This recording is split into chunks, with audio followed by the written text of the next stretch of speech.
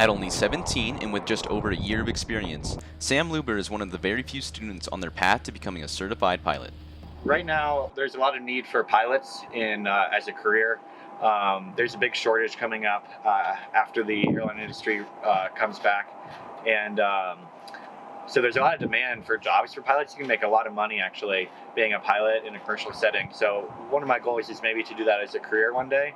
But also it's just really fun to be able to kind of fly wherever you want and have that freedom of, oh, hey, I'm going to fly over to this city and it'll be real quick, short, fun journey. To start, my uncle is a pilot. And when I visited him a couple years ago, he took me up in a plane, and he showed me how to fly a little bit, and so that's kind of where it all started. When I came back home, I learned about this scholarship from the Wings Over the Rockies museum in Denver. I applied for that and I got it, and they gave me $12,000 to help me gain my private pilot's license, so that's helped a lot. The biggest real hurdle to getting your pilot's license is probably the cost of the time spent training. The scholarship that I got is for high school students, and they gave a bunch of money for a bunch of different kids, and it really helped lessen that burden of, oh, how am I going to pay for this scholarship, and more just focus on moving forward and learning to actually fly instead of worrying about how you're going to pay for it.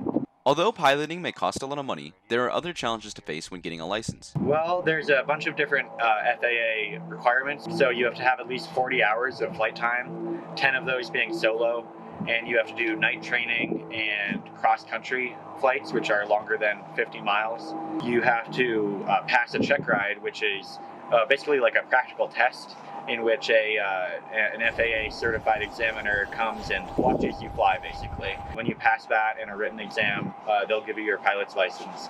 Then with the private pilot license, you have certain limitations on basically flying a small plane just like this one right here. When you're in the air on your own, the biggest thing is really just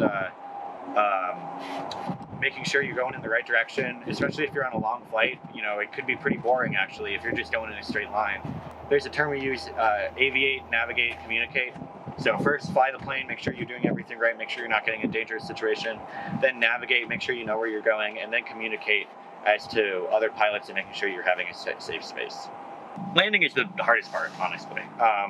It's the time where it takes the most effort to make sure everything goes right. And there's a saying that says, a good landing is one that you can walk away from, and a great landing is one that the airplane works after too.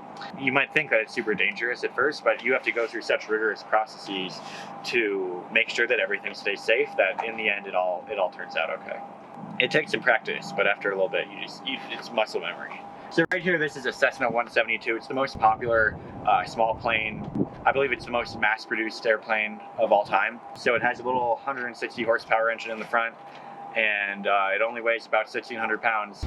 With that, you can fly you and a couple friends, and you can go up to 500 miles. But it's a little small plane. People use it for trainers a lot, but it's where everyone starts.